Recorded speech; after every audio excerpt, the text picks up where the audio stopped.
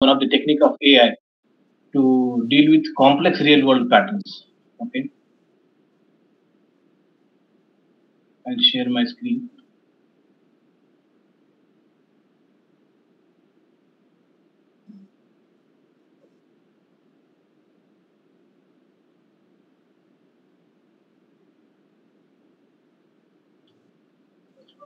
Yeah, can you see my screen?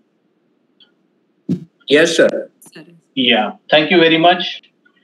Good afternoon and welcome everybody. Okay, for the session of fuzzy neural networks for pattern recognition. Okay, so the term suggests that we are hybridizing two different things together. Okay, and there is one obvious reason. Okay, because hybrid systems. Okay, they are actually more and more desired. Okay, for solving complex real world problems. Okay, and fuzzy neural networks. Okay, is one of the technique, one of the popular technique I can say. Okay, in the field of AI. Okay, because we are hybridizing two different things together, and for real world pattern recognition. Okay, it is more suitable. These are contents of my topic, right? We'll provide introduction in a very brief okay to fuzzy set theory and artificial neural network. Okay, and then we'll talk about what is called as fuzzy neural network. Okay, because it is a hybrid system, and we are hybridizing artificial neural networks. Okay, and fuzzy set theory together. Okay, to produce something. Okay, which has advantages of both.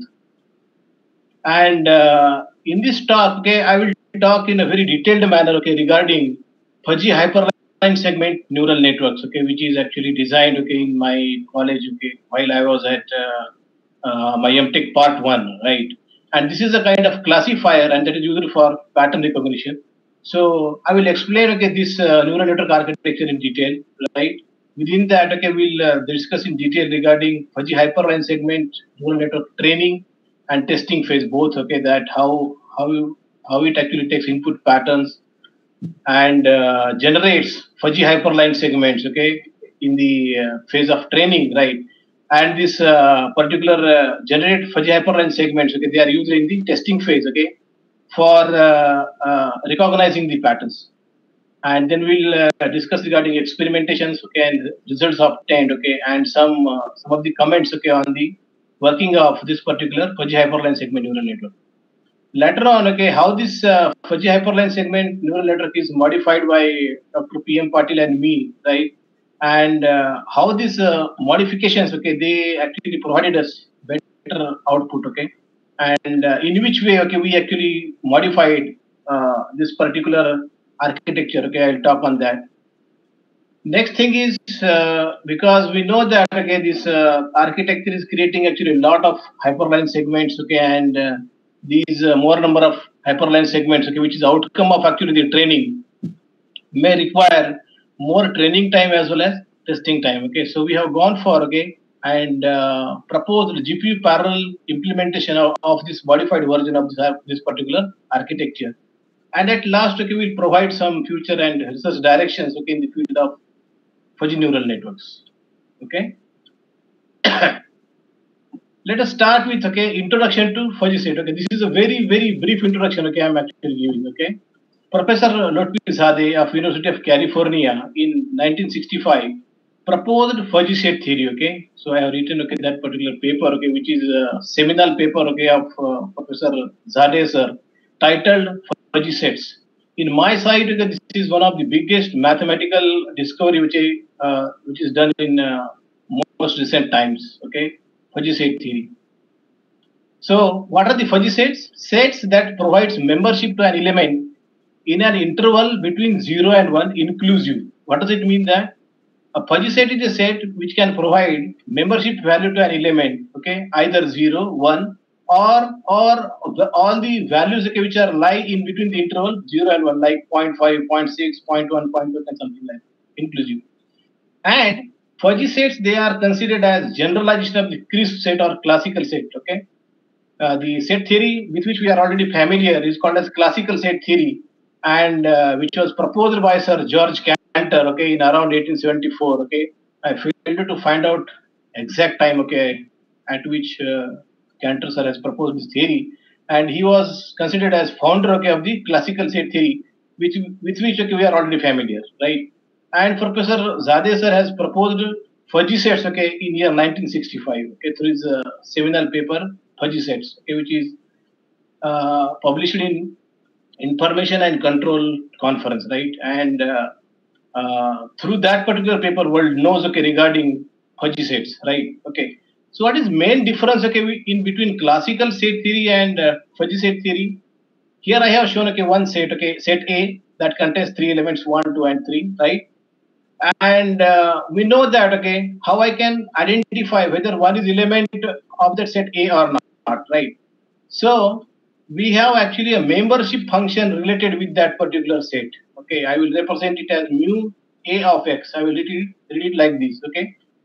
So what is meaning of this? Meaning of this is membership of element X in fuzzy set. Okay, in classical set A is equal to 1 if X belongs to A, and membership is 0 if X does not belongs to A. Right. So membership value of crisp set or classical sets provide only two possibilities, either 1 or 0. 1 means, okay, if the element X belongs to A, 0 means X does not belong to A, right? But as opposed to that, okay, fuzzy sets, okay, they are generalizations, okay, of this particular classical sets, right? And just have a look at, okay, they provide actually three kind of membership values, okay, to an element X. One, if X belongs to A, and that is called as full member, okay, in the fuzzy set. A member that assumes highest membership grade or membership value. This particular value is also called as membership grade or membership value, okay. If it is 1 and that is the highest one, okay, then that particular member X is called as a full member. If the member X assumes 0 membership grade, okay, in the fuzzy set A, okay, then that particular element is called as a non-member. Okay, so that is not actually a member of the fuzzy set, right? And we can have, okay, several other elements, okay, that assumes membership value greater than 0 and less than 1. For example, 0.1, 0.2, 0.3, okay, something like that, right? And all of them, okay, they are called as partial members. All of them, they are called as partial members over there, right? So full members, non-members, as well as partial members. Okay, so these three kinds of membership values, they are actually provided by fuzzy sets, right? Okay, and they can use it, okay, for matching of the similarity of the pattern, okay, with respect to a given class. Okay, so fuzzy set is actually generalization of the crisp or classical sets, right? Okay, because we are generalizing this set, okay, so that it can produce the membership grade, okay, even in between 0 and 1s, okay, for the partial members, right? So this is definition of fuzzy set, okay, and important difference between classical set theory and what are the fuzzy sets. Yeah. So we just learned the concept of fuzzy membership or membership grade, okay, or fuzzy membership value, or simply the membership value, right? Fuzzy set membership can be interpreted as the degree of belonging or similarity of an input pattern with respect to a given fuzzy set. Why fuzzy set, okay, becomes more and more popular, okay, because they allow us, okay, to measure the fuzzy similarity, right? Okay, with respect to a given pattern. I can provide a test pattern, right, and I can measure fuzzy membership value for degree of the fuzziness, okay. So that is called as actually the fuzzy measure or the fuzzy membership, right? And based upon that, okay, I can reason. For example, if the test pattern assumes membership grade of zero 0.9, okay, we can say that, okay, that pattern is more similar, okay, with respect to a given template, okay, and something like that. If membership is very less, we can say that, okay, that is less similar or not similar at all, okay, and something like that, right? So how to interpret fuzzy membership? Okay, fuzzy set memberships can be interpreted as degree of belonging, similarity, a rough match, okay, we can say, of an input pattern, okay, with respect to a given fuzzy set, okay, because a pattern class can be defined as, okay, collection of some patterns, right? Okay, and hence a class can be recognized as a set, right? If I recognize that particular set as a fuzzy set, okay, then I can measure fuzzy membership value of any input pattern with respect to a given class fuzzy set, I can say like that, okay, and based upon that, okay, I can reason, okay, regarding similarity of the applied input pattern, okay, and the fuzzy set corresponding to a given class of patterns. What is meaning of fuzzy? The term fuzzy means imprecise, okay. Thus, fuzzy membership is also imprecise thing, right? Okay, because I cannot measure precisely similarity, right? And most of the things in our world, okay, they cannot be measured in a very precise manner. For example, if I have to measure temperature of a patient, right, then if I opted for different thermometers, right, okay, then I will get different values, okay. So most of the time, okay, we are working with, okay, imprecision, okay, and the fuzzy set, okay, can handle such kind of imprecise things, right. Fuzzy membership is approximate or rough measure, okay.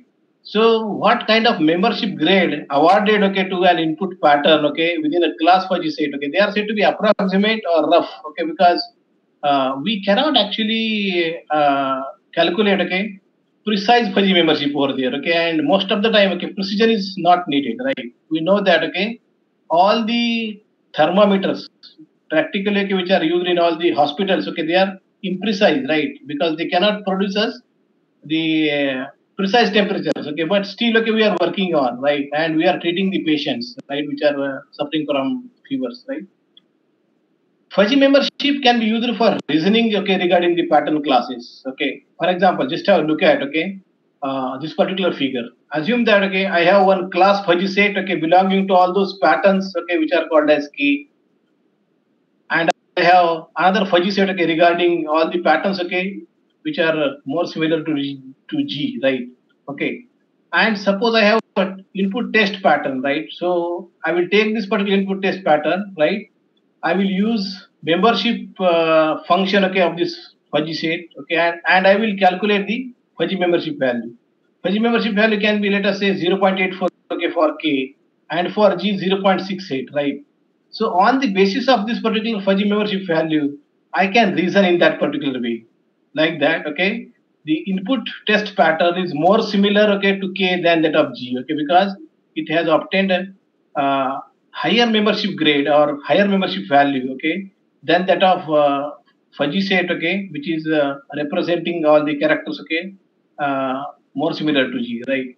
In that particular way, okay, we can reason. Please note that, okay, the applied input pattern doesn't fit perfectly, okay, in any one of the previously learned categories over here, okay, because what?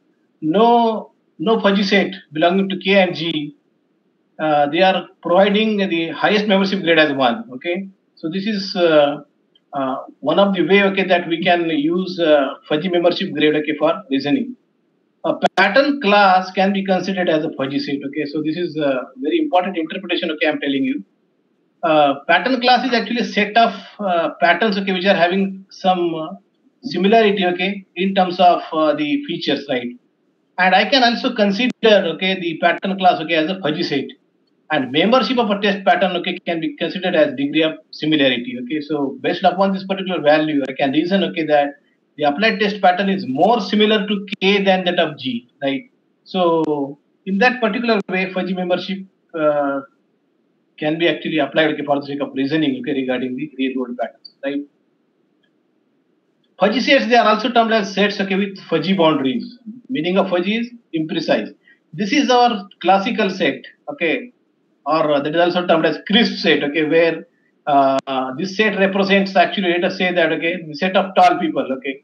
So those who are having the height, okay, more than this, okay, they are called as tall, and less than all of them, okay, they are called as actually the non-tall persons, right? Okay, so this is actually membership function, okay, belonging to classical function, okay. And what is the difference over here? If I prepare the fuzzy set corresponding to the same set, right? Okay, then its membership function, okay, looks like this, okay. So this is crisp one, okay, but this is fuzzy one, okay, where the changes are not sharp, okay, like this, okay.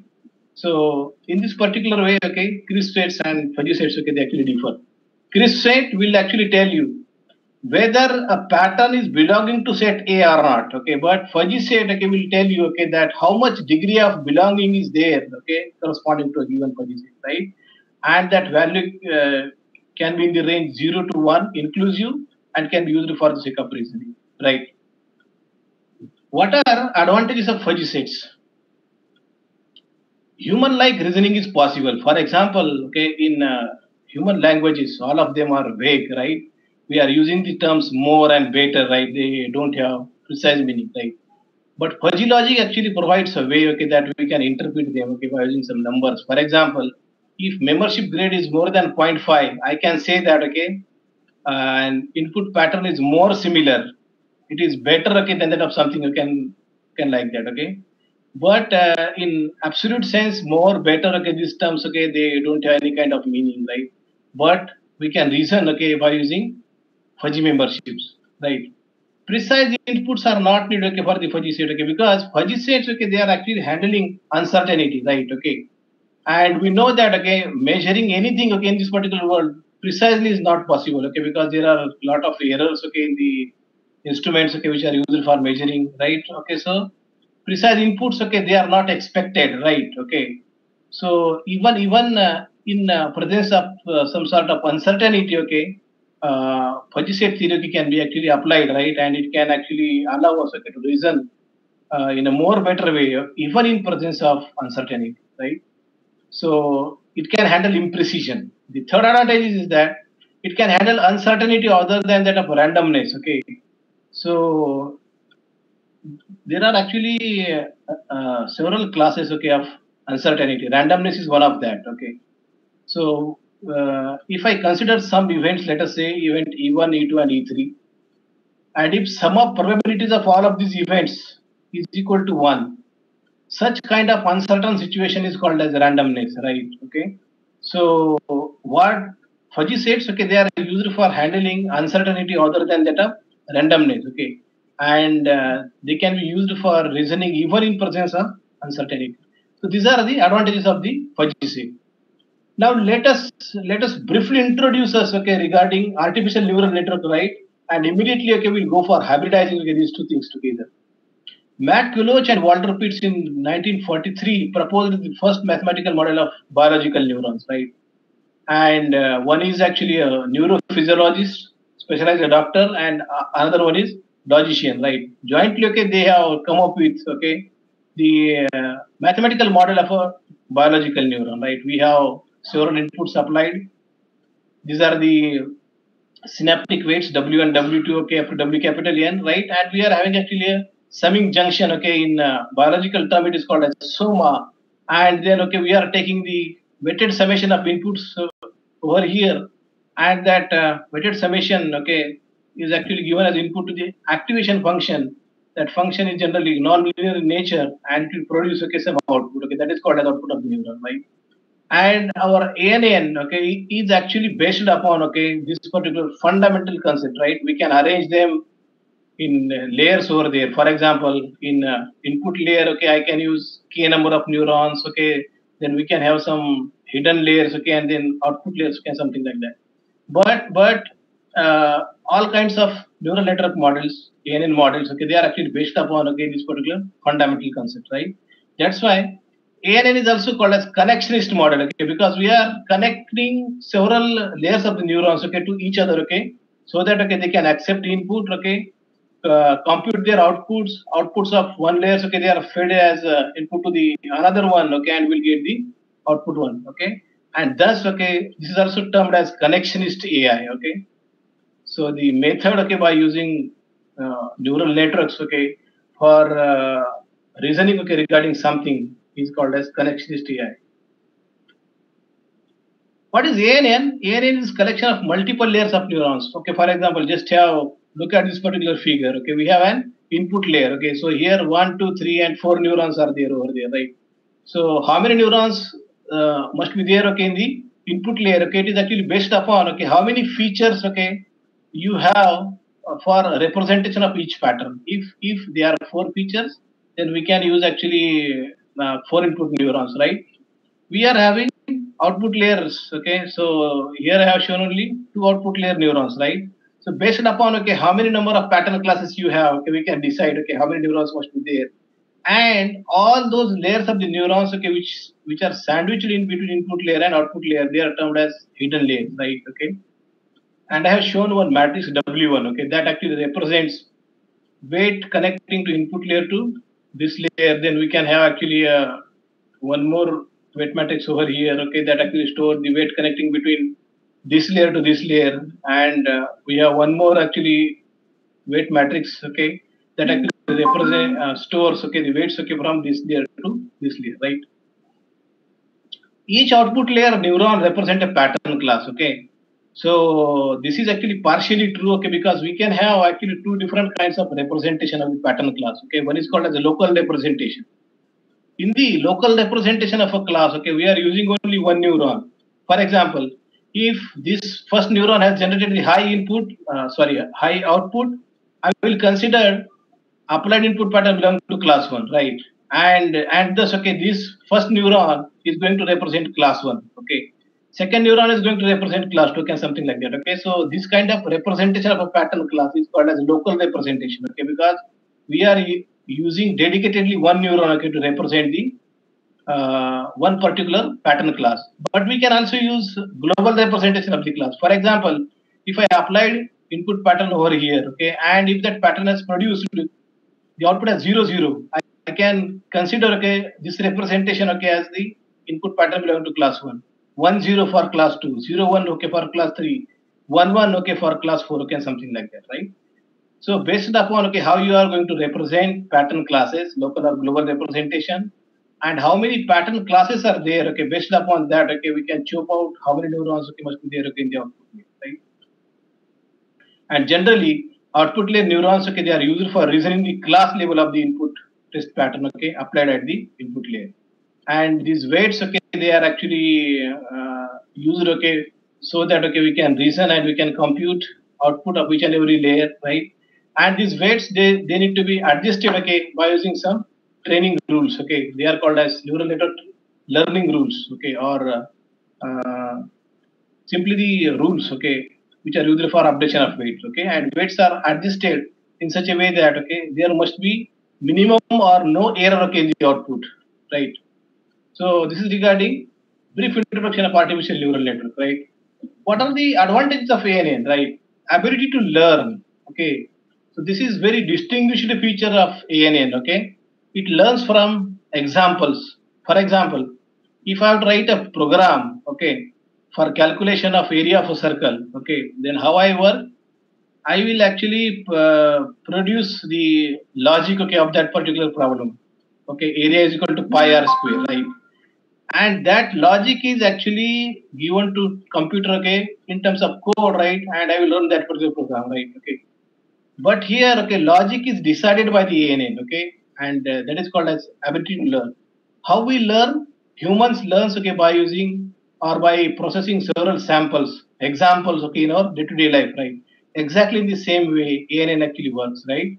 And that is considered as ability to learn, okay, at their own, okay. So this is very distinguished ability of ANN, right? There are certain architectures, for example, architecture which I'm going to explain today, that is also having ability to learn on fly. What is meaning of that? Okay. Suppose I have trained my neural network architecture by using first 100 patterns, right? And let us say now it is trained. And tomorrow I have to add 50 new patterns, okay, within that, right? So there is no need, okay, to retrain my whole neural network, okay, from by using 100 plus 50, 150 patterns, right? Just I will retrain, okay, that, okay, by providing newly added 50 patterns. This ability is called as learning on fly, okay. The third advantage is fault tolerance, right? If even though some neurons, okay, they went faulty, then also, okay, neural networks, okay, they are able to reason, okay, in a far better manner, right? And the fourth advantage, okay, is better model development, okay. So in the neural network, okay, we are actually using some sort of learning, okay, and where learning through, okay, we are actually updating the weight vectors, right, or weight matrices, okay, which are associated with several layers, right? And through that, okay, what we are achieving, okay, we are achieving actually a model of a situation, okay, that how the patterns belonging to class 1, they can be modeled, okay, something like that, right? So ANNs, they are actually used for better model development, right? And it is proven that models developed by ANN they are better, okay, than that of several linear approaches. Okay, so I have provided brief introduction to fuzzy set theory and ANN. Okay, let us come towards, okay, the system, okay, that actually combines the fuzzy theory and ANN together. Okay, and that particular learning system or learning machine is called as fuzzy neural network. Okay, it is also called as neurofuzzy system. And what is that? That is the hybrid system that combines fuzzy logic and ANN together, right? And what is a fuzzy neural network? I will say that it is a kind of learning machine, okay, which is having ability to learn, right? If we use activation function of a neuron, okay, we learned that, okay, every neuron is having activation function F, okay, that this they have shown, okay, this is called as activation function, right? This function takes input, okay, which is nothing but the weighted summation, and produces, okay, some output, okay, over here, okay, on the axon, right? And that particular activation function, okay, of a neuron, if I replace it, okay, by using fuzzy membership function, okay, we get fuzzy neural network. Okay, this is the most simplest definition of FNN. Okay, I can actually provide to you. Okay, so we are having ANN first, right? And we have to replace activation function of a neuron, okay, by using fuzzy membership function, right?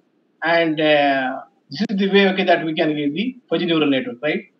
Such hybrid system assumes advantages of both and thus strongly recommended, right? Okay, because we have seen that advantage of fuzzy set theory, ANN, and if I combine them, that hybrid system is going to assume advantages of both, okay, and thus it is recommended.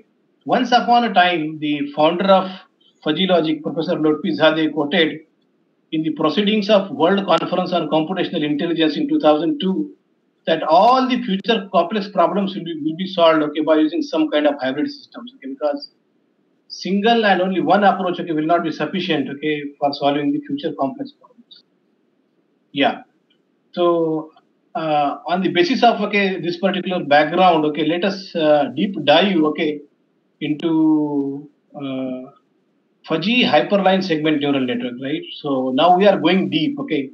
So we are expecting now more depth, okay, and we learn, okay, this complete architecture, okay, so that, okay, you will get complete picture, okay, that how these particular architectures can be designed, how they can be actually modified, how we can go for GPU parallelization of that, okay, and I will also produce, okay, some sort of research directions, okay, so those who are more interested in that particular field, they can actually go ahead, okay, and they can pick up, okay, and this can be considered as takeaway, okay, from my session.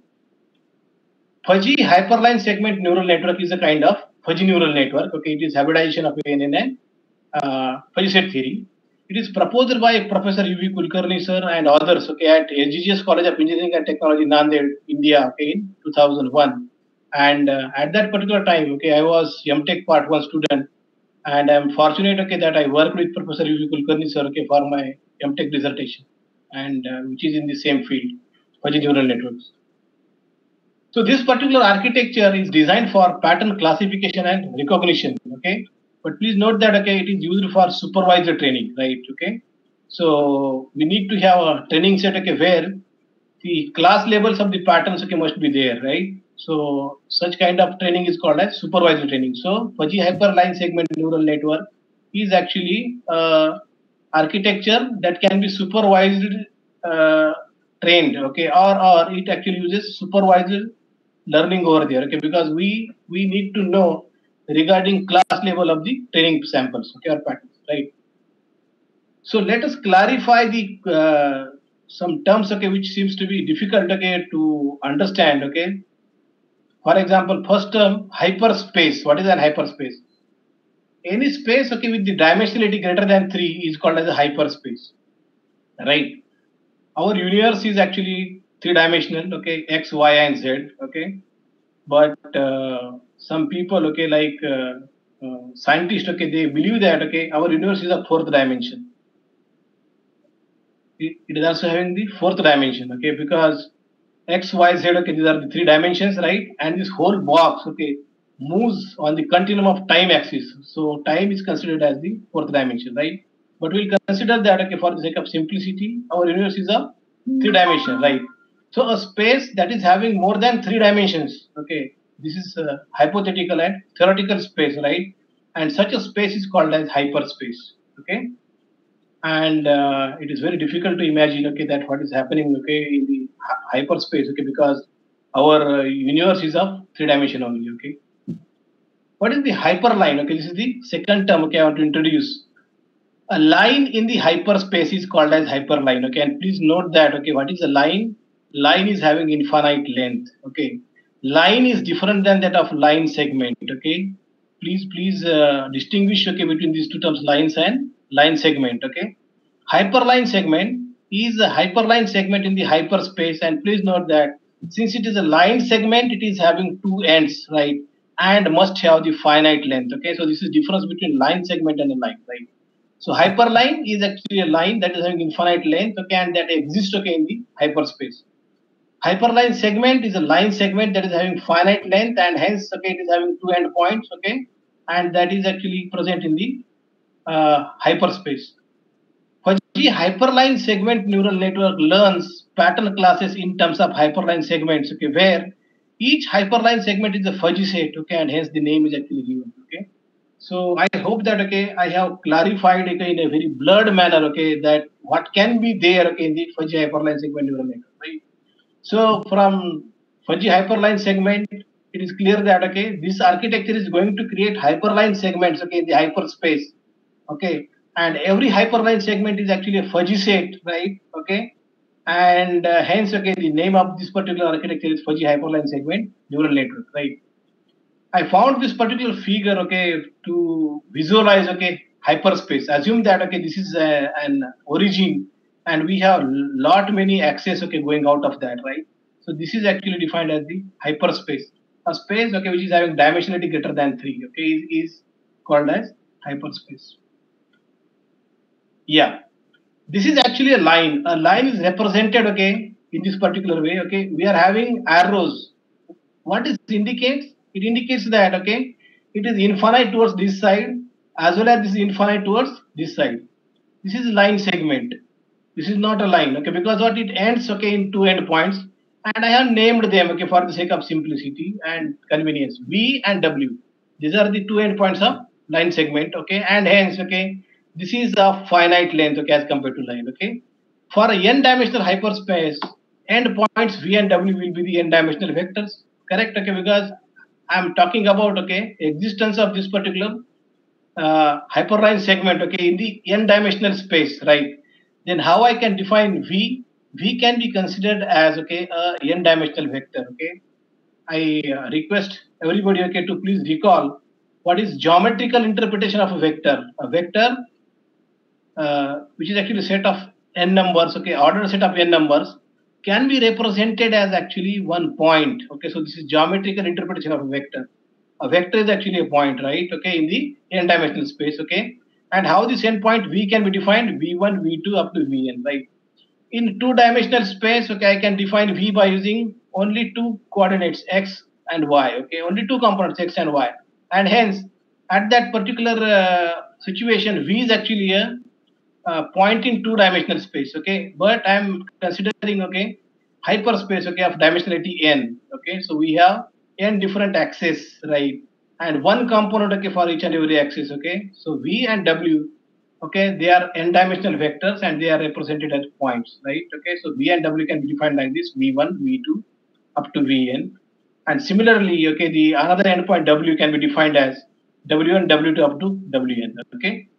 Now I have to find out length of this hyperline segment. How I can find out? Okay, many have immediately thought that, okay, we can use Euclidean distance, right? Yes, exactly the same way. Okay, I can apply Euclidean distance. Let L be the length of hyperline segment, and I'm calculating it, okay, by using Euclidean distance formula. Even though this formula looks like a little bit complex, okay, but it is plain Euclidean distance formula, right? Vi minus Wi whole square, and summation of that from I is equal to 1 to n, right, okay, and we have to take square root of that, okay. So by using this, I can find out length of the hyperline segment, okay, even in hyperspace, right, because all the Euclidean geometrical formulas, okay, they are equally applicable, okay, to the hyperspaces, right, okay. That's why I can apply, okay, these formulas, okay, to the hyperspaces as well, and I can find out length of this hyperline segment, right? Provided that I have defined V and W in this particular way, right? Okay. Yeah. Now immediately come towards the topology or architecture of the fuzzy hyperline segment neural network. Topology talks about that what are various layers, right, and how they are connected to one another, regarding the neural networks, right? Okay. So let us talk about the topology or architecture. It is also termed as architecture in some books. Okay. So it is a 4-layer neural network. This is the first layer named R1, R2 up to Rn. Second layer named neurons are named as E1, E2, E3, okay, up to EM. Third layer D1, D2, DP. Fourth layer C1, C2, CP. Okay. So this dash indicates that we can have several neurons in between also, right? Okay. So this is a 4-layer architecture, because we have the 4 different layers. First layer is called as FR layer. Second layer is called as FE layer. Third layer is called as FD layer, and fourth layer is called as FC layer. Okay. Now let us describe each layer, what is their role, and how they contribute here. The FR layer accepts an input pattern and consists of n processing elements, one for each dimension of the pattern, right? So this is the FR layer. Okay, how many neurons are there in this layer? N. Okay, and what is n? N is nothing but we have actually n features corresponding to each pattern, right? From any real world pattern, it can be an image, audio, video, something like that, right? I can actually extract n number of features, right? Okay. So what is this RH1, RH2 up to RHN? Okay, these are the n number of features of a real world pattern, right? This is the first feature, and when I say feature, I'm talking about statistical feature. Okay, these are the numbers. For example, RH1 can be 1.7, okay, something like that. These are all numbers, okay, but generally they are actually normalized. Okay, so every RHI is having a value between 0 and 1, right? Okay, so these are nothing but the features. Okay, so when I apply this n-dimensional feature vector, okay, this is more appropriately termed as feature vector. Okay, then this FR layer accepts it, right, and will do nothing. Okay, it will simply pass this particular input towards its output, and doing nothing, right?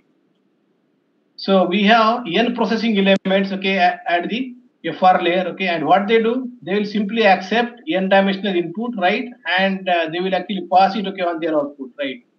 Okay. The FE layer consists of m processing nodes. They are hyperline segments. Okay, so this is actually FE layer node. Okay, so the title of that layer is not shown over here, and these nodes, they are termed as E1, E2, E3, E4, something like that, up to m number of hyperline segments. Each node represents actually a hyperline segment. Okay, and hyperline segments, they are constructed during the training, right? So when I'm applying very first input pattern, so there will not be any kind of node, in this particular layer, right? Okay, so by construction of first hyperline segment, by using first pattern, I will create E1, then E2, then E3, something like that, right? As we are as training progresses, these nodes, they will be created. Okay, so they are created during the training. Okay, please note that these connections, they are actually different. Okay, even though they are shown by using only single arrow, but actually they are double valued, right? There are two connections, from each FR to FE node. This is FR, and to FE node. Okay, so even though it is represented by using only one arrow, okay, but actually these are two connections, and abstractly represented by using only one connection, and one for each end point, of that hyperline segment, for that dimension. I will clarify this thing, by using one figure, right? Consider, the ejth node. What is ejth node? So let us say that value of j is equal to 3, right? Okay, so this is the node E3, right?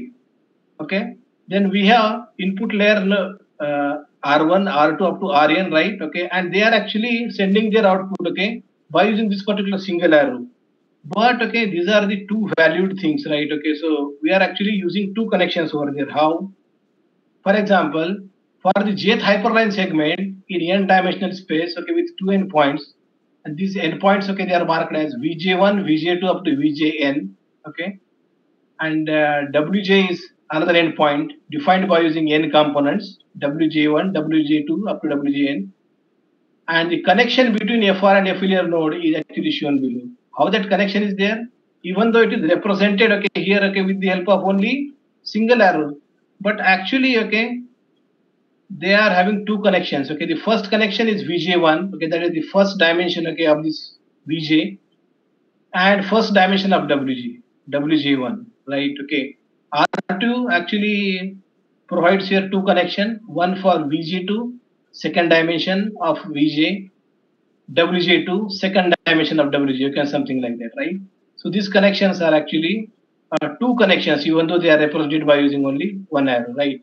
And this particular node, okay, represent hyperline segment node, and every hyperline segment is considered as a fuzzy set, okay, with fuzzy membership function f, okay, and that takes three arguments, rh, vj, and wj, where vj is one endpoint, okay, of that hyperline segment, wj is another one, and rh is actually the input pattern, okay, whose membership I have to measure in the fuzzy hyperline segment represented by the node eg.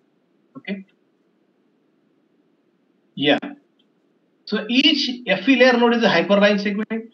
So here, okay, in this architecture, okay, at this particular moment, okay, there are m number of hyperline segments, fuzzy hyperline segments created, okay, and each fuzzy hyperline segment is represented, okay, with the help of nodes EI, right? So each FE layer node is a hyperline segment, fuzzy set, and has a transfer function, and the transfer function is also called as fuzzy membership function. Okay, please note that. Okay, these nodes, okay, they are having their activation function, transfer function as the fuzzy membership function. Now let us try to understand, okay, that how this membership function is able to measure membership grade, okay, of input pattern RH. Okay, let RH, okay, is equal to RH1, RH2 up to RHN. Okay, this is RH is an input pattern represented by using n features.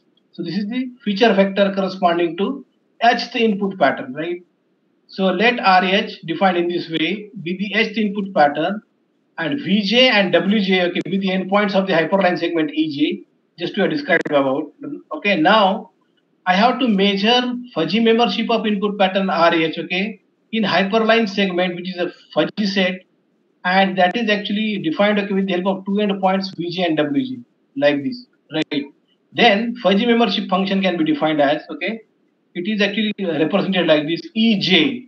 What does J stand for? This J talks about, okay, that which hyperline segment I am talking about. Okay, and it actually takes three arguments. One is called as RH input pattern, okay, because I want to measure fuzzy membership grade, okay, of this input pattern RH into hyperline segment number J. Okay, J can be 1, 2, 3, 4, 5 up to M, right? Okay, so this is an n dimensional input pattern, and Jth hyperline segment is having two endpoints, okay, which are n dimensional vectors Vj and Wj. So what is interpretation of this overall stuff, okay, which is towards the left hand side of this equation? Membership of input pattern RH, okay, in the hyperline segment, in the jth hyperline segment, okay, represented by two endpoints Vj and Wj, that is equal to 1 minus f of x, gamma, and L. Okay, so we are subtracting 1 minus, okay, f of x, gamma, L, right? And how x is defined? X is L1 plus L2. Okay, so what is L1 and L2? L1 is actually a distance, okay, of input pattern RH with respect to one endpoint Wg of that hyperline segment Eg. What about L2? L2 is actually a Euclidean distance, okay, between input pattern RH and another endpoint of the hyperline segment Vg, right? So if I sum up these two things together, L1 plus L2, I can get x, right? And that is one of the first parameter, okay, in the function f. Gamma is actually a sensitivity parameter, right? Okay, and that is a user-defined thing, and that must be greater than 0, right? I'll talk more about gamma later on. Okay, distances L1, L2, and L, okay, they are defined as follows. What is L? We have already defined. L is length of hyperline segment Eg. That can be computed like this. Okay, L1 is actually distance between W and RH. L2 is distance, okay, between V and RH, right? Okay. And when we have calculated this particular distance, right, then we can send x, gamma, and L, okay, to this particular function f, okay, and we can compute value of this component. And by subtracting 1 minus this value, I can get membership of RH, okay, into jth hyperline segment. Okay, the same things, okay, they are actually depicted, okay, in this particular figure, okay, for better clarity, okay. So assume that, okay, I am having this jth hyperline segment, okay, that is having two endpoints V and W, okay, and let us say input pattern RH falls over here, right? And we know that, okay, this hyperline segment is actually a fuzzy set of all points, right? So I can consider this as a fuzzy set, right? And I have defined distances L, L1, and L2. What is L? L is length of hyperline segment. What is L1 and L2? L1 is the distance, Euclidean distance of RH, okay, with respect to W, one endpoint, and L2 is the distance, okay, of RH, okay, with respect to V, right? And L, L1, and L2, okay, they are calculated like this, right? Okay. So we clarified, okay, the L, L1, and L2, right? Now, based upon this, okay, how I can compute, okay, the membership value. Membership value is calculated like this: 1 minus f of x gamma L, right? And f is actually a three parameter function defined as f of x gamma L is equal to 0 if x is equal to L. Okay. Now see that when x is equal to L, x is L1 plus L2. Right. If L1 plus L2, if this summation of these two distances is exactly equal to L, what does it mean that?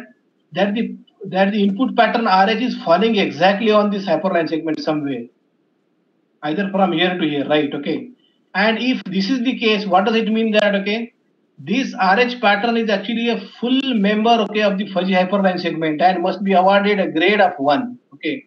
That's why f of x gamma L, okay, will be set to 0, and 1 minus 0, that comes out to be 1. Okay. So the highest membership grade will be awarded, okay, to the input pattern RH, okay, if x is equal to L. Otherwise, okay, if x multiplied by gamma, if it is greater than 1, then x gamma L can be actually computed as 1, and 1 minus 1 comes out to be 0. So if your input pattern RH is falling more, okay, than the 1, okay, away from the fuzzy hyperline segment, okay, then we are awarding membership grade to that fuzzy hyperline, to that input pattern RH as a 0, okay, because we are substituting this, okay, for 1. So 1 minus 1 comes out to be 0, right? Otherwise, okay, if x multiplied by gamma, generally value of gamma is equal to 1, okay, or we can also set it as greater than 0, 0.51, okay, something like that, right? So if multiplication of x and gamma, if it is in between 0 and 1, then we are actually providing f of x gamma L is equal to x gamma. Let us say that, okay, the value of x gamma is 0.6, right? So 1 minus 0.6 comes out to be 0.4, okay? So if x gamma is more closer towards 1, lesser membership value will be awarded, okay, to that input pattern, right? Okay. So in a very simple way, right, if the input pattern RH is falling on the hyperline segment itself, the highest membership grade will be awarded as 1. Otherwise, how that particular input pattern RH is falling away, okay, from that particular hyperline segment, based upon that, okay, membership grade is awarded, right? So gamma is called as a user defined and sensitivity parameter, okay, and that governs actually fuzzy membership value, right? Okay, so how fast or how slow membership values will be increasing or decreasing, okay, so that particular thing is actually decided, okay, by the sensitivity parameter, and generally, okay, it is set as 1, 0.51, okay, something like that, but it must be greater than 0, right? So we learned, okay, regarding, okay, how to compute fuzzy membership grade, okay, of input pattern RH into jth hyperline segment technically. Okay. Now let us come towards, okay, the third layer. Okay, third layer, each node of FC and FD layers, okay, they represent actually a class, right? So first layer, they actually consist of input neurons, okay. They don't process anything, right? They simply accept the input and pass that input, okay, towards the next level. Second layer, okay, is corresponding to the fuzzy hyperline segment layers, right? Okay, and we have M hyperline segments over there. Now the third layer, FD layer, okay, and FC layer, okay. Both of them, okay, they have P number of neurons. What is mean by P? P is total number of pattern classes, okay, which are present in our training set. P is total number of training classes or pattern classes, okay, which are present in our training set, right? So FD layer of fuzzy hyperline segment gives soft decision, okay. So output of D1, D2 up to DP is actually in terms of, okay, fuzzy membership grade. For example, 0.1 here, 0.2 here, 0.8 here, okay, something like that, okay. So these particular membership grades, okay, they can be used for taking soft decision. What is called as soft decision, okay? So I can say that, okay, the input pattern which is applied, okay, at the input layer is more similar to D2 than class 2, okay, than that of class 1. If membership value provided by the node D2 is more than that of the node D1, okay, something like that. Such kind of similarity measure is called as fuzzy similarity measure, right? Okay, that one, the applied input pattern, okay, is more similar to one, okay, than that of others, right? This is called a soft decision. And output of the kth FD node, okay, so this is now FD node, right? Represent degree to which, okay, the input pattern belongs to the class DK. Okay, so if D2 provides output as a 0.6, I can say that applied input pattern is 60% similar, okay, to class 2. If D1 provides 0.8, okay, as the membership grade, okay, for an input pattern, I can say that input pattern is 80% more similar to class 1, okay, something like that. The weights assigned between FE and FD layers. So these weights I'm talking about, okay, the weights, okay, which are between FE layer, hyperline segment layer, okay, and FD layer. They are binary valued, okay, means they can assume only two possible values, 1 and 0, right? And they are stored in the matrix U, okay. And the weights connecting between firstly FR layer, okay, and the second layer, they are actually stored, okay, by using two matrices V and W. We store, okay, one endpoint of all of these particular hyperline segments, and matrix W store, okay, other end, okay, of the all hyperline segments were there, right? Okay. So matrix U actually is actually a binary value, right? And the weights between FE layer, okay, and FD layer, okay, they are stored in the matrix U. That's why the matrix U is actually shown over here, right? So UJK, okay, the link between jth hyperline segment to the kth node, okay. For example, E3 to D1, this link is set to 1 if jth hyperline segment is belonging to class 1. Okay, so if E3 belongs to class 1, we will set, okay, this particular weight as a 1, and remaining all weights, okay, which are outgoing from E3 to DP minus 1, D2, D3, okay, they are all set to 0, okay, because one hyperline segment can belong to only one class, okay, and rest of all the weights, okay, which are emanating out, okay, from the hyperline segment, okay, they are set to 0, right? For J is equal to 1 to M, okay, because so what is the size of this particular matrix U? You will have actually M number of rows, right? Because we are having M hyperline segments, okay, one row, okay, for each hyperline segment, and every row will have P number of classes. What is mean by P? P is nothing but the total number of pattern classes, right? Okay, so the size of this matrix U is M by P, okay. So this is regarding the matrix U connection between the second layer node and third layer node. The transfer function of each FD node, okay, depicted over here, performs union of the appropriate hyperline segments, okay, belonging to the same class as described as follows. Now, what is output of D1?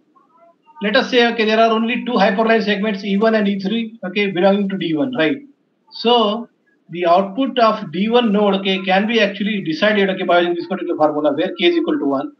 Maximum of J is equal to 1 to M, EJ multiplied by UJK. Okay, now see that, okay. E1 and E3, okay, they are belonging to class 1. So their UJK, okay, this link or the weight on this link will be 1, okay. And all those connections, okay, which are coming towards D1 and from other hyperline segments, okay, which are not belonging to 1, they will have weight 0 over there, right? Okay. So if I take maximum of EJ multiplied by UJK, so if E1 and E3, these two hyperline segments, okay, they are belonging to class 1, right? So maximum of the output of either hyperline segment E1 or E3 will be chosen as, okay, output of node D1, okay? And the same thing is technically and mathematically represented over here, okay? So it is not more than that, okay? And for we need to compute, okay, the output of all the p number of FD layer nodes, D1, D2 up to DP, right? Okay. So when I apply one input pattern over here, right, I will get output of out of FD layer, and based upon the output of D1, D2 up to DP, all these nodes, right, I can reason in some way, okay. I will find out maximum value. Let us say that, okay, D2 provides maximum fuzzy membership grade, okay, to the applied input pattern. Then based upon that, okay, I can say that, okay, the applied input pattern must belongs to class 2, okay, something like that, okay. So this is called as fuzzy or soft decision, okay, because I'm using fuzzy membership grades, right, okay. What about last layer node, fourth layer node? That layer is called as FC node, okay, and they delivers non-fuzzy output, okay. That output is also called as crisp output or hard output or hard decision, right. So each and every CK, okay, that is nothing but the output, okay, of the kth node is 0 if dk is less than t. So dk is what? Output, okay, generated by kth FD layer node, right? It is 1, okay, if dk is equal to t. And what is t? T is equal to maximum of dk. So if d2 is providing maximum value, right, okay, then only the C2 will provide maximum value as 1, and remaining all the nodes, okay, C1, C3, C4 up to C3, they will provide the output as 0, okay. So the maximum valued node, okay, we are actually setting corresponding FC layer node, okay, to produce the highest output, and remaining all the neurons, okay, which are present at the FC layer, they will produce the output value as 0 over there, right? So the output, okay, which is provided by the fourth layer is actually crisp output, okay, because any one of the node, okay, will provide highest output as 1, and remaining all, okay, they are actually producing the output 0. So we are getting non-fuzzy output, right? This is called as hard decision. That the pattern belonging to class 2 only, right? I'm not taking care, okay, that how much similarities, okay, with respect to class 1, class 3, and class CP. Okay, I'm not actually bothering about that. Okay, such decision is called as hard decision. Yeah, let us turn our attention, okay, towards the learning algorithm. It is supervised, and learning parameter is theta. So this theta is called as learning parameter, and that parameter defines maximum size of the hyperline segment, right? I can have a upper limit, okay, equal to theta, and this is a user defined parameter. I can define it. For example, I can set theta is equal to 0.1, okay. So if I set theta is equal to 0.1, no hyperline segment, okay, can grow beyond this particular length, okay. Fuzzy hyperline segment learning algorithm, it creates fuzzy hyperline segments, okay, in the pattern space and composed of 3 steps. One is creation of hyperline segments.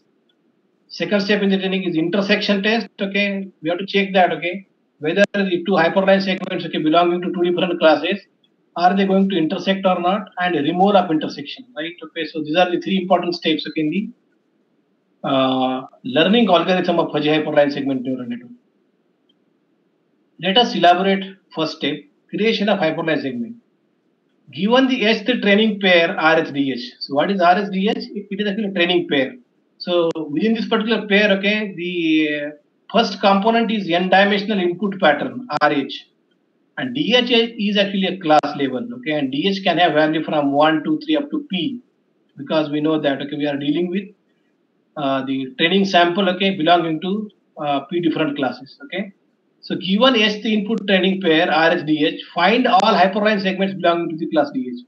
So in the creation of hyperline segment, let us say that at this particular moment, I am providing next input pattern, okay, RH, right? And RH is belonging to DH. So I have to find out, okay, that are how many hyperline segments are there, okay, which are belonging to class DH exist at this moment of time. And after this, okay, we have to follow 4 steps in a sequential manner for possible inclusion of the input pattern RH. What we are doing, okay, in the training phase, okay, that we are trying to create hyperline segments, okay, from the input pattern, right? Step number 1, determine if pattern RH falls on any one of the hyperline segment. If it is falling on any one of the hyperline segment, don't bother about it, okay, because that pattern is already included by hyperline segment, okay. But how I can verify, okay, that the input pattern RH falls on any one of the hyperline segment? This can be verified, okay, by using fuzzy hyperline segment membership function, right? If RH falls on any one of the hyperline segment, then it is included. Therefore, in the training process, we are skipping all the remaining steps, okay, and training is continued with the next training pair, right? So if RH is falling on any one of the hyperline segment, how I can decide? I will provide RH, okay, as input, okay, and I will compute the fuzzy membership value of RH, okay, in all existing hyperline segments, okay, belonging to class DS, right? And if any one of the hyperline segment is giving highest membership grade as 1, it means that, okay, RH is falling on that particular hyperline segment, okay? And from this I can infer that, okay, the RH pattern is already included and no need to bother about, okay, because it is already considered, right? And we can start training, okay, by using next training period, right? Second step, if the pattern RH falls on any one of the hyperline segment passing through two endpoints, okay, of the hyperline segment, okay, then extend the hyperline segment, okay, to include the pattern. So the first possibility is that, okay, pattern can fall on hyperline segment, right? Second thing is that, okay, if pattern is falling collinear, okay, to the points V and W, okay, of any one of the hyperline segment, okay, then we have to extend that hyperline segment so that, okay, we can include that new training pattern RH, okay, by extending, okay, that particular hyperline segment. But extension criteria, okay, that is user defined parameter theta need to be satisfied, okay. So if after extension, if length of that hyperline segment satisfies this condition, L must be less than or equal to theta, then and then only, okay, that input pattern RH is included, okay, by extension of the hyperline segment, right? So let us try to actually learn, okay, that how to do that. Suppose EJ is that hyperline segment, okay, with endpoints VJ and WJ. Then L1, L2, L, okay, they are actually calculated, okay, using the equations, okay, which are already discussed. Where L1 is the distance of RH, okay, from endpoint VJ, WJ, sorry. L2 is the distance of RH, okay, from endpoint VJ, and L is the length of the hyperline segment. So following cases can be possible. What is the first case? L1 must be greater than L2. Okay, what is L2? Distance of this input pattern RH. Now see that, okay, RH is falling collinear, okay, with V and W. What is the collinearity? If I draw a line, okay, and that line can pass through 3 points RH, V and W, I can say that, okay, these 3 points are collinear. So in that case, first possibility can be L1, distance L1 must be greater than L2. Okay, so L2 distance is lesser, okay, that the input pattern RH and V. This distance is lesser, okay, than that of the L1, okay. So what to do? I have to extend, okay, this particular hyperline segment, okay, W, so that I can make this particular RH as new V, okay, for this particular hyperline segment, provided that extension criteria is satisfied, okay.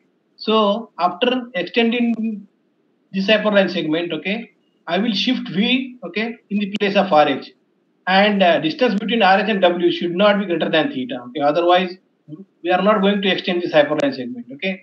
Then test whether, okay, the VJ point falls on the hyperline segment formed by endpoints VJ and RH. How I can check collinearity, that RH, V and W, okay, they are collinear. I am actually using here fuzzy membership function, right? So I'm actually treating VJ, this particular point, okay, as one of the pattern that whether it is falling on hyperline segment created by RH or W or not, right? So if I'm getting, so that can be measured by using, okay, this particular function EJ of VJ, RH and WJ. So what is VJ? VJ is actually this endpoint, right? And we are measuring fuzzy membership value of V in the hyperline segment RH and W. If it is 1, it means that RH, V and W, okay, they are collinear. And one thing has already proven, okay, that L1 is greater than L2. So RH is closer to V than that of W, right? So what are we supposed to do? We have to extend the hyperline segment by replacing endpoint VJ by RH, okay, and to include the RH. Okay, so VJ new will be actually replaced, okay, by RH, and WJ new, okay, will be set to old WJ, right? Opposite is the case, okay. What is that? We have L2 greater than L1, okay, so we are extending W now, okay. We are replacing W by RH, okay, so WJ new is equal to RH, and Vj new is equal to Vj. Okay, so these are the two cases over there. Okay, this is L1, this is L, and this is L2. Third case can be a hyperline segment can be a point. Okay, please note that. Okay, so I have depicted over here a hyperline segment, okay, which is a point where V is equal to W, and what is length of this hyperline segment, which is a point, that is equal to 0. That is L is equal to 0 and Vj is equal to Wj. If these two conditions are satisfied, okay, then we can say that okay, hyperline segment is a point. Then extend the hyperline segment to include input pattern RH, provided that again extension criteria is satisfied. For example, I have this hyperline segment, okay, which is a point V is equal to W, right? Okay, and input pattern RH is falling somewhere over here, right? Okay, then we have to extend this hyperline segment, okay, to include new pattern RH over there. Okay, so I will change V, okay, as RH, right? And we can actually include the training pattern RH, okay, to form the extended hyperline segment. Fuzzy hyperline segment neural network intersection test. Okay, so hyperline segments belonging to two different classes. Okay, they should not intersect, right?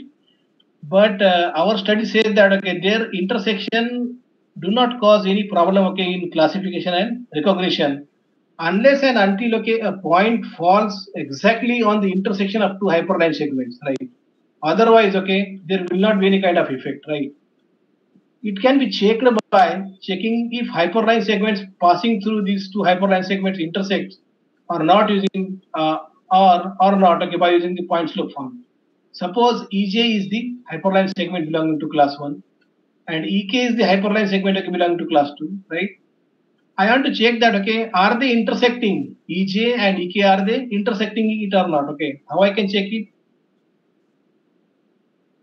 I can find out equation of line, okay, passing through Ej and Ek, right? Okay, and I can find out okay the intersection point P, let us say, okay, of hyperlines. I am not talking about hyperline segments, hyperlines, right? By using point slope form, right?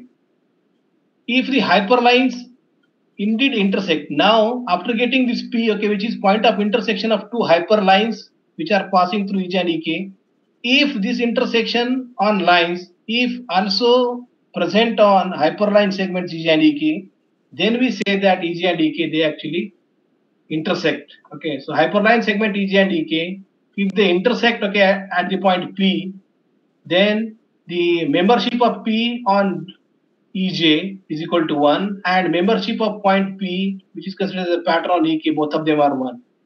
So then and then, okay, we can recognize that Ej and Ek, okay, they are actually intersecting, right? And this intersection is not allowed, okay, but this intersection do not create much more problem. Okay, I will talk more about it later.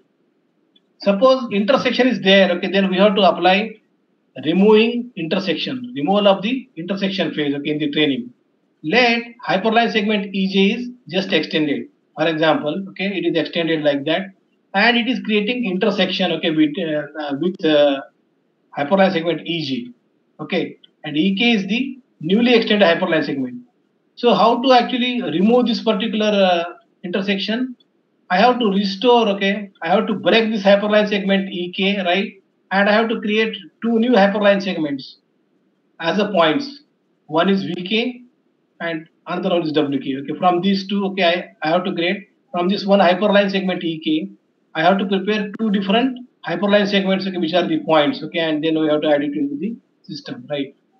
So in this particular way, okay, intersection can be tested and removed. But as per our experience, if two hyperline segments Ej and Ek belonging to two different classes intersects at a point P, and if the test pattern unless and until falls exactly on P, it doesn't affect the classification and recognition accuracy, right? And the chances of above situation is very rare, okay, in higher dimensional spaces, okay. So if the dimensionality increases, the probability, okay, that two hyperline segments, okay, they will intersect will be very less. And thus intersection test and removal part, okay, can be eliminated from the training, right? And we observed that, okay, intersection test and removal do not have impact, okay, on classification and recognition accuracy, okay, for higher dimensional spaces. Now, what is recall phase and testing phase, okay, of fuzzy hyperline segment neural network? A trained fuzzy hyperline segment neural network has many hyperline segments, okay, per class of the training pattern. For example, for class 1, it has created 100 hyperline segments. For class 2, it has created 300 hyperline segments, okay, something like that. So what is outcome of training a fuzzy hyperline segment neural network? We have actually set of fuzzy hyperline segments belonging to each and every class of the pattern. Okay, for every class, we have some number of hyperline segments created, right? Now, how we can use this trained fuzzy hyperline segment neural network, okay, in the phase of recall or testing phase? I have to apply a test pattern RH, okay. Is actually given as input, okay, to the trained fuzzy hyperline segment neural network. Then it finds fuzzy membership of RH, okay, in all existing hyperline segments. Suppose, okay, there are 1000 hyperline segments exist, right? Then I have to apply RH. I have to find out the fuzzy membership value of RH, okay, in all existing 1000 hyperline segments. Find out that, okay, which hyperline segment gives maximum membership, okay, to RH, and if that hyperline segment is belonging to class 2, I will recognize the test pattern RH, okay, as belonging to class 2. Okay, so this is the way of working of fuzzy hyperline segment neural network in the recall or testing phase. It is also called as recognition phase. So this is the 2D sample patterns, okay, for fuzzy hyperline segment neural network. Okay, we have considered 12 patterns, right? Patterns, okay, which are belonging to class 2, they are represented by using square dots. And patterns, okay, which are belonging to class 1, okay, they are represented, okay, with the help of these dark dots, okay, dark circled dots, right? So after training, what will happen? Okay, you will get some hyperline segments. For example, this is hyperline segment belonging to class 2. This is class 2, right? And we have two hyperline segments, okay, which are points, which are themselves as the points, right? And we have 1, 2, and 3 hyperline segments, okay, which are belonging to class 1. Okay. So what happens after the completion of training? Okay, we will get some set of hyperline segments, right? Per class, there can be some number of hyperline segments created, right? These are some of the suggestions, okay, or comments more appropriately, okay, on the training of fuzzy hyperline segment neural network. This architecture creates around 50% or more hyperline segments as compared to the number of patterns, okay, in the training set, okay, because we are actually creating one hyperline segment, okay, by using two patterns, right? So around 50%. And if I set the maximum size of hyperline segment, the parameter theta is very less, then more than 50% hyperline segments can be created. If the parameter theta and maximums that governs maximum size of hyperline segment is reduced, then more number of hyperline segments will be created. Okay, so which value of theta we should use? Okay, the answer can be given, okay, at the end of the training. Okay, please try, okay, with several values of theta and decide the optimal value of theta. I will define what is called as optimal value of theta such that, okay, choose a optimal theta such that we get 100% classification with minimum number of hyperline segments created and compute recognition rate of, okay, for this particular setting. Okay, so find out optimal theta. For example, the optimal value of theta can be 0.15, and over there, okay, I am getting minimum number of hyperline segments created and they are providing me the 100% classification. So choose that particular value of theta, okay, as 0.15 and go for recognition phase or recall phase over here. Okay, please avoid overfitting, okay, by setting very small value of theta. If I set very small value of theta, what will happen? Extension criteria will not be satisfied and we'll get number of hyperline segments equal to total number of patterns, okay, which are present in the training set. So this is regarding the fuzzy hyperline segment neural network architecture. We have modified it. Dr. P.M. Patil sir, me, we have modified, okay, this particular fuzzy hyperline segment neural network, okay, by providing and designing a new membership function, okay, to obtain better convexity property. Because Professor Lotfizadeh defined two important properties, okay, for the fuzzy set membership function. It must be convex. Convexity talks about, okay, if I monotonically increase in value of x, membership grade must also monotonically increase and monotonically decrease, okay, with respect to x, right? So this is the membership function, okay, of original fuzzy hyperline segment neural network, and it is actually prepared okay, for the value of gamma is equal to 1, sensitivity parameter. And this is non-convex fuzzy set, okay, because fuzzy membership function is actually not properly convex, right? Okay.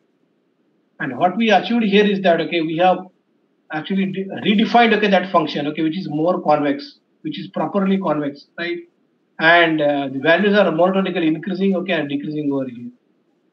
So how this particular membership function is proposed and what is the effect of that, okay, on the recognition accuracy, okay, I'll talk about this. Assume that, okay, we are having a hyperline segment having two endpoints V and W. This is V and this is W. And I want to measure fuzzy membership value of pattern P in this particular fuzzy hyperline segment fuzzy set V and W, right? In the original architecture, okay, we are using the sum x is equal to L1 plus L2, okay. But L1 plus L2 is actually far more, okay, than that of actual distance of this pattern H from this particular hyperline segment, right? Okay. And we have actually chosen this particular height H, okay, to actually impart fuzzy membership value of input pattern P, okay, and based upon that, okay, we have modified, okay, that particular function, and it seems to be, okay, more convex, okay, as compared to previous function, right? So how we computed, okay, this value of H? Please note that W, V, and P, they form actually a triangle, right? And we know that length of hyperline segment VW is L, distance between V and P is L1, distance between P and V is actually L2, where P is actually input pattern, right? So V, W, and P, they form actually a triangle, right? And I can calculate semi-perimeter of this particular triangle S by using the formula L plus L1 plus L2 by 2. Okay, so I'm summing all the sides, okay, divided by 2. This is called as semi-perimeter of the triangle. And I can compute area of the triangle by using semi-perimeter S as square root of S multiplied by S minus L, S minus L1, S minus L2. And from this, okay, I can calculate the height, okay, because area of a triangle is equal to height multiplied by base, okay, something like that, right? And based upon that, okay, we have calculated H is equal to under root of 4 multiplied by area divided by L square. And we are imparting membership value, okay, of this particular P by using this particular perpendicular height H, right? If pattern P is not falling on this particular hyperline segment, right? So this is come out to be more convex, properly convex function, right? What is the effect of that? Okay, just have a look at this. Okay, this particular column. So here, okay, we have used actually Fisher-Harris data. We have prepared one training set by randomly choosing 75 patterns, and test set, okay, by randomly choosing 75 remaining patterns. Okay, and we have given this input, okay, to original architecture for the hyperline segment neural network. And test data set 1 is actually used for the sake of recognition. So here test set 2 is actually used for training. And the total number of misclassification for various values of theta, that is maximum size of hyperline segment, and sensitivity parameter gamma is actually computed over here, right? And this is about number of misclassifications if we obtained the modified fuzzy hyperline segment neural network. Okay, the same data is actually given to modified version and the original version. We have less number of misclassifications, okay? And this proves, okay, that the membership function proposed is actually working very good. Now I have to talk about GPU parallel implementation of this modified fuzzy hyperline segment neural network.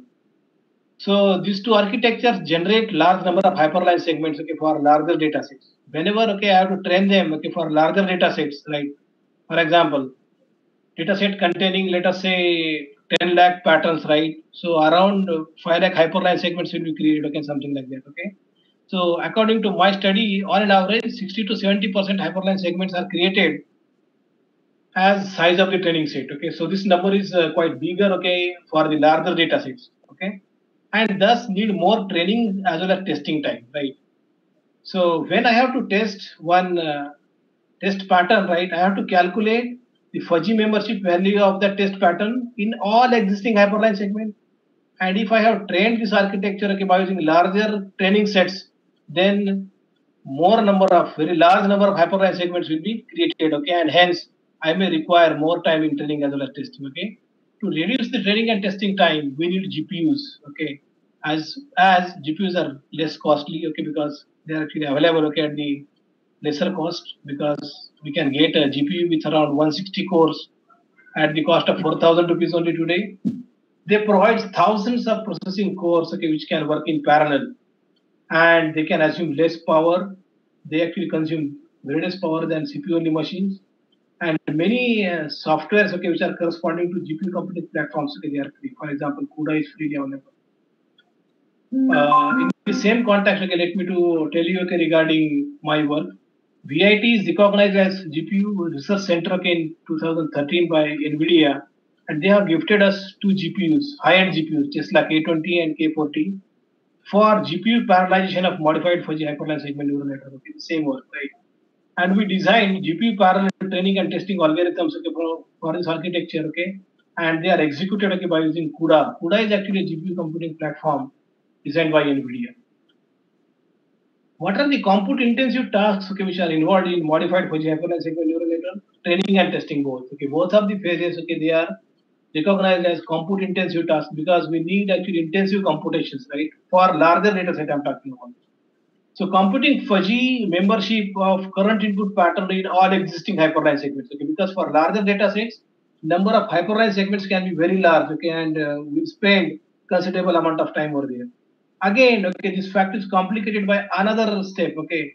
After computation of fuzzy membership in all hyperline segments, I have to find out, okay, that which hyperline segment is giving maximum membership. So I have to find out maximum membership along with the index of the hyperline segment, okay, which is giving the maximum membership, right? And what is the solution, okay, by using GPU computing platform? We designed a CUDA kernel. CUDA kernel is actually like a C function, okay, and that is used to provide work in parallel, okay, to all the GPU cores. And that CUDA kernel is used for parallel computation of fuzzy membership, okay, by launching several threads on GPU. For example, if I have, let us say, 5 lakhs of hyperline segments, okay, which are created, and let us say I'm in the testing phase, okay, and I have to find out the class level of the test pattern, right?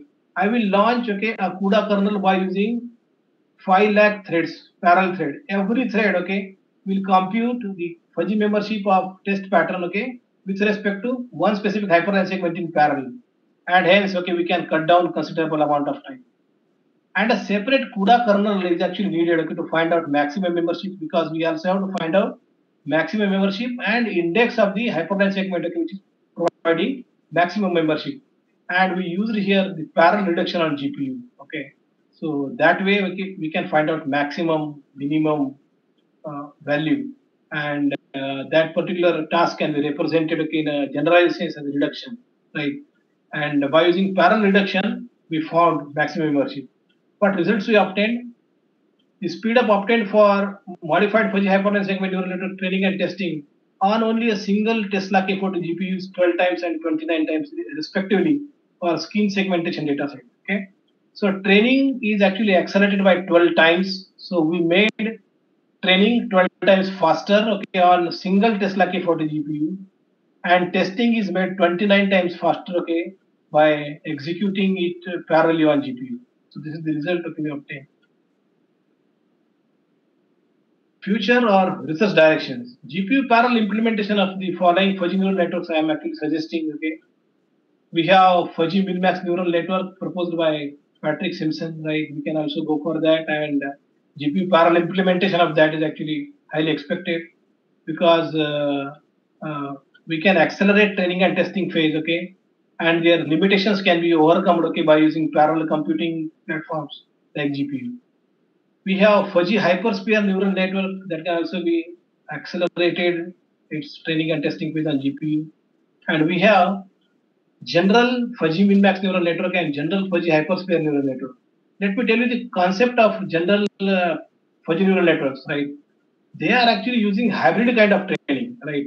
We just know that, okay, the training is supervised and unsupervised, right? But training can be general, okay, if it is combination of supervised as well as unsupervised. For example, in the training set, okay, I have 5,000 patterns, okay, belonging to class 1 and class 2 both, right? And there are some 100 patterns, okay, I don't know, okay, that to which class they belong. So such kind of training, okay, where some samples they are having class labels and some samples do not have class label. Such kind of training is called as actually hybrid classification clustering, okay, and such architectures are called as generalized versions, right? Okay, so this is my very first suggestion, okay, based upon my little vision, combining deep architectures, okay, with fuzzy neural networks, okay, because fuzzy neural networks, okay, they require the extracted features, right? And deep architectures, okay, they are directly taking the patterns, okay, as inputs, right? And they themselves, okay, they are having ability, okay, to extract the features. After that point onwards, okay, we can actually attach fuzzy neural networks over there. Applying fuzzy neural networks, okay, using NVIDIA's Jetson kit. NVIDIA actually proposed one a small computer, okay, they call it as Jetson kit, right? And Jetson kit is actually embedded GPU computing platform. So that is actually a 12 inch by 12 inch full-fledged computer booted in Linux, right? And that can provide actually three mega flops of computing power available at the cost of close to 12 to 13,000 rupees only, right? And I suggest it, okay, for real applications, okay, because some of you are already working, okay, in the embedded computing area. I suggest, okay, to work with this particular kit, right, so that we can accelerate even, okay, the embedded applications where we need tremendous computations, right? One more thing, those who are interested, okay, in designing AI systems using neural networks or any other techniques, okay, where they are interested, okay, in designing some handheld devices, okay, which are handy. So please think, okay, regarding application of Jetson Kit. Knowledge compaction, okay, in fuzzy neural networks, right? Now, the knowledge, okay, which is represented by fuzzy neural network is in terms of, let us say, if we consider this architecture, we are creating hyperline segment. So set of hyperline segments, okay, which are created, okay, in the fuzzy neural network, okay, can be considered as knowledge representation.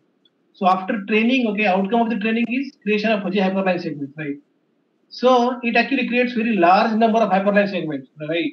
But the one of the important property of knowledge is that knowledge need to be represented, okay, in the compact manner. So I suggest, okay, that can you think, okay, that can I produce the same percentage classification and percentage recognition rate, okay, by using neural networks by using lesser number of hyperline segments? This is called as knowledge compaction, right? Okay, and that is actually strongly supported by one philosophy that is called as Occam's razor principle. Occam's razor principle is actually considered as a law of parsimony, and what it says that shorter hypothesis is better. So in the context with fuzzy hyperline segment neural network, I will talk. What is the hypothesis? Hypothesis, okay, which is decided by the system is set of hyperline segments, okay, which are created. Can I use compact hypothesis? Can I reduce the total number of hyperline segments created? Yes, it is possible, okay, but without hampering, okay, on the percentage classification and percentage recognition rate, okay. So this is one of the very important direction, okay, I'm suggesting knowledge compaction, right? So if knowledge is represented by some means, always think that, okay, can I actually represent the same knowledge in a compact manner, right? Not for saving space, right? Okay, the compact knowledge represented allow us, okay, more generality because we are able to capture, okay, generalized representation of multiple pattern classes over there. Okay, so for that sake, please think, okay, regarding knowledge compaction and extraction of fuzzy rules, okay, from the trained fuzzy neural networks, right? Most of the time, okay, we do not equipped with, okay, high performance computing machines, yeah, and even laptops also, right? So fuzzy neural networks allow us, okay, to extract, okay, some sort of fuzzy rules by using pen and paper, right? And by using that, okay, in absence of computing facility, still, okay, we are able to reason, okay, in a more appropriate way, okay, by using learned knowledge of fuzzy neural networks. These are some of the references. Thank you very much. Is any questions? I'm open for questions.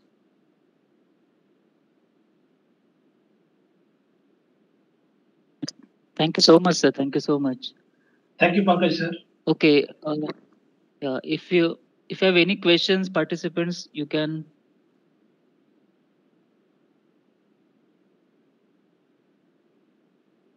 Hello, sir. Yes, please. So thanks for this nice insight, sir. Thank you very much. Yeah, can this technique be adapted to areas other than image processing, sir? Yeah, everywhere, okay, where you have some sort of real world pattern. Real world pattern can be my way of talking, my way of walking, okay, something like that, right? But you need to extract features out of that, okay? And that extracted features, okay, need to be actually supplied, okay, at input layers. Yes, yes. Okay. So, Yeah, in principle, yes. Pardon? Even for prediction of machine health, etc. Yes, we can. We can, okay, because machine health can be represented as a class, okay, then we can definitely. Okay. Thank you very much, sir. Detection and diagnosis. Yeah, thank you very much. Thank you for good question.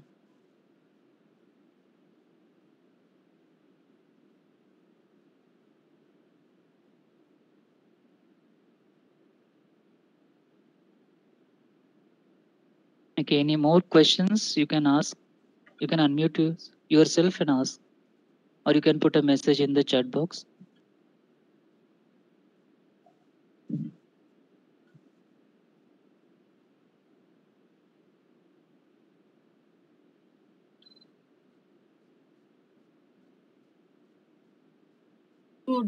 Tell some more applications of fuzzy neural networks, sir. Yeah. There are many complex kind of real world patterns like face, the way of talking, laughing, walking, okay, something like that, right? Because they are not similar with one another, okay? For example, if you take my snap right now, okay, and if I tilt my head, okay, okay, something like that, right? So multiple patterns belong to same class, okay, they have considerable deviation, right? And we need to cope up, okay, with this particular uncertainty, right? So for that particular purpose, okay, fuzzy neural network can be applied. So I have answered your question in an abstract way, right? Consider a pattern, okay, which is complex and real world. So for every one of them, okay, we can apply fuzzy neural network, right? Because it handles uncertainty, okay, and ability of learning. I hope I answered your question. Hello. Yes, sir. Thank you. Thank you very much. Yes, please, Sandeep. Sir, how many hidden layers can be there in the fuzzy logic? Actually, it is actually depend upon the architecture. Okay, truly speaking, okay, here in that particular architecture, I have used only one hidden layer. Truly speaking, okay, and that layer is belonging to hyperline segments, right? It actually depend upon the architecture. What kind of architecture we are considering? So it is little bit different, okay, than that of your classical neural network, right? Okay, we can have multiple hidden layers over there, okay. So if we failed to train the patterns, right, then we are thinking of adding one more hidden layer, okay, something like that, okay, to capture the non-linearity. But here in this case, okay, we have only one hidden layer. Okay. Because third and fourth layers, they are considered as output layers. So for fuzzy hyperline segment neural network, we have only one hidden layer. Thank you.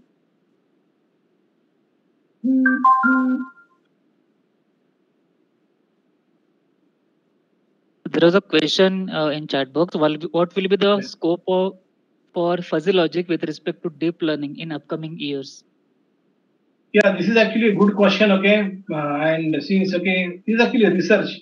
We can apply fuzzy, okay, in the reasoning layer, okay, of the deep architecture, right? And we can make the reasoning fuzzy. I am actually very positive, okay, that will get actually better results. But after all, okay, this is actually a research, okay. Uncertainty is only the outcome, okay, in research. So we have to try, okay, and find out. But I'm hopeful that we'll get some positive results, right? Okay, because what kind of input patterns, okay, we are applying, they are not precise. we have very few things in this world, okay, which are precise in nature. Can you tell me your age very precisely in terms of picoseconds? No. Can I measure temperature of a boiler very precisely? No. Can I measure pressure of a boiler precisely? No. Right. We cannot represent a pattern by measuring its feature, okay, in a precise manner. How we can precisely design the systems, okay, and that leads to application of fuzzy logic over here, because it is able to capture that uncertainty, okay, that is actually introduced, okay, due to imprecision, okay, and due to several other reasons.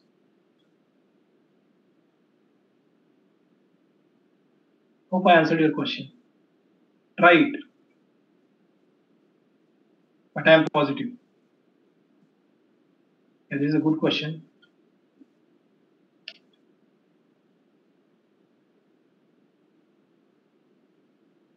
Thank you, sir. Thank you. Yeah, thank you. Any more questions, participants? You can ask or you can discuss with sir. Okay. I Pankaj guess, sir. yes, sir. Pankaj sir, please provide them my email ID so that they can ask some questions. Yes. Through email. Yes. Sure. Yeah, thank you I very will much, put okay, in for the- patient listening. Yeah. Thank you very much. Okay. So I will brief out the session by Dr. Dhabe, sir. Okay, so sir has started with the highlighting on fuzzy set about the introduction of fuzzy set, and sir has introduced ANN, and then sir explained very well in the fuzzy hyperline segment neural network in very brief. Sir has given idea or in a brief idea about the fuzzy hyperline segment neural network, and sir explained about some GPU parallel implementation by some concept, and sir highlighted on some future and research direction in the fuzzy neural network. So I thank you very much, Tabe sir, for your valuable guidance and your knowledgeable information you have shared among our participants. Thank you so much. Thank you so much.